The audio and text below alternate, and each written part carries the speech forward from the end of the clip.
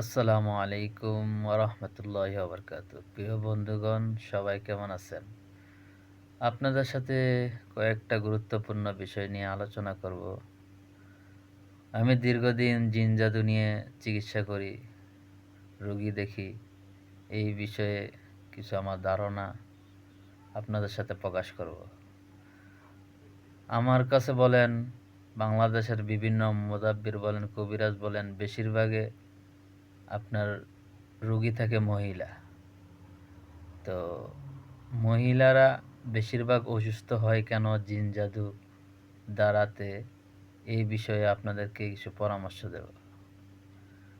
দেখেন, আমাদের আদি পিতা আদম, মা হাওয়া আলাইহিসসালাম, তারা জান্নাতে ছিলেন। তাদেরকে জান্নাতে প্রথমে ধোঁকা দিছে শয়তানে। বাবা আদম আলাইহিসসালামকে ধোঁকা দিতে পারে নাই, মা হাওয়া আলাইহিসসালামকে ধোঁকা দিয়ে ফেলছে অতি সহজে। মহিলাদের মন নরম থাকে, সেই জন্য শয়তান মহিলাদেরকে টার্গেট করে বেশি, ধোঁকা দিতে পারে বেশি। সেই জন্য মহিলারা একটু সচেতন থাকার দরকার। আর মহিলাদেরকে বেশিরভাগ শয়তানে ধোঁকা দেয়, আরও কিছু কারণ আছে। ধোঁকাটা খায় সেই জন্য মহিলারা মাসে 3 দিন 4 দিন অসুস্থ থাকে, নাপাক থাকে।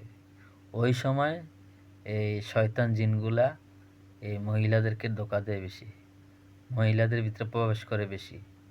সেই জন্য আমি পরামর্শ দেব মহিলাদেরকে, যে সময় তারা অসুস্থ থাকে মাসে 3 দিন 4 দিন, এই সময়টা একটু সেফলি চলাফেরা করার জন্য।